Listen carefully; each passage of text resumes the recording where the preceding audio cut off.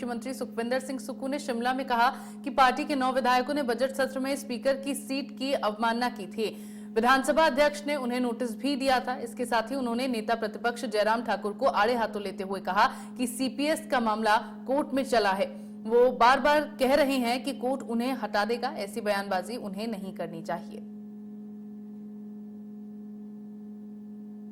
Party के 9 विधायकों ने जब बजट सत्र था उस समय उन्होंने जो हमारे अध्यक्ष महोदय उसकी सीट की अवमानना की थी और पेपर फाड़े थे। ये भी हिमाचल के इतिहास में पहली बार हुआ कि विधानसभा की एक गरिमा होती है, उस गरिमा को ठेस पहुंचाई है।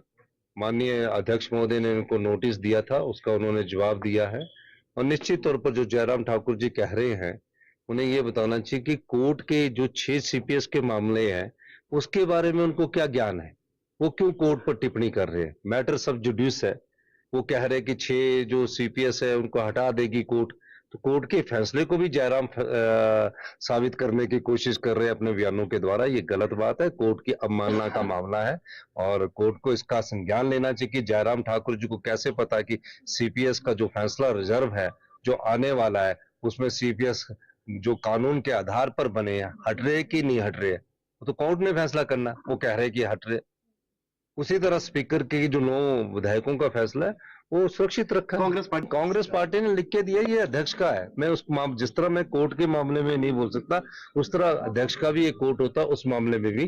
देखो अभी तो चुनाव का पहला चरण हुआ है, जब नॉमिनेशन होता है पहला चरण होता है, अभी दूसरा और 3-4 चरण होते हैं कोई भी इलेक्टोरल पॉलिटिक्स में।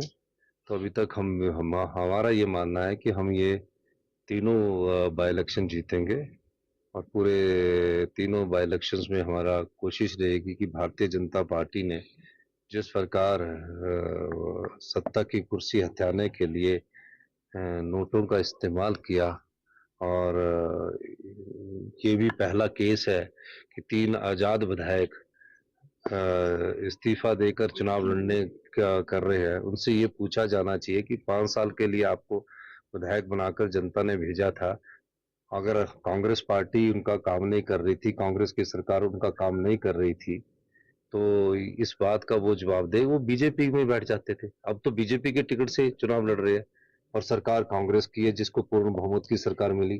तो ये पूछा जाना चाहिए कि अगर आप जीत भी गए तो भी कौन से आपके काम हो रहे होंगे, क्योंकि सरकार तो कांग्रेस की है। तो ये समझ, अगर आजाद आजाद रह के कुछ नाराजगी हमसे होती, बाद में कुछ हमारे साथ संबंध करते तो ज्यादा काम होने थे। तो ये समझ नहीं आया कि इतिहास में ऐसा पहला ये केस है जिसमें आजाद प्रत्याशी इस्तीफा दे रहे हैं।